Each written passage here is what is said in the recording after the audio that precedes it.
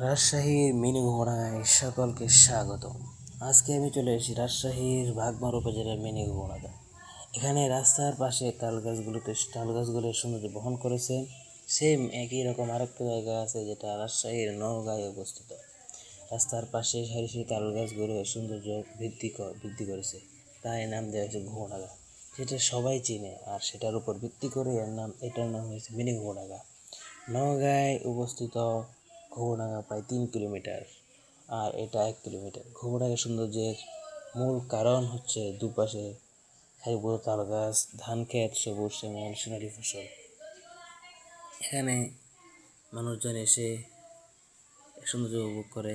এর পাশেই রাস্তার পাশে বসার জন্য সুন্দর জায়গা দেওয়া হয়েছে, এবং এখানে মানুষজন বন্ধু বান্ধব নিয়ে আড্ডা দেয়, ছবি তোলার জন্য সুন্দর জায়গা দেওয়া হয়েছে।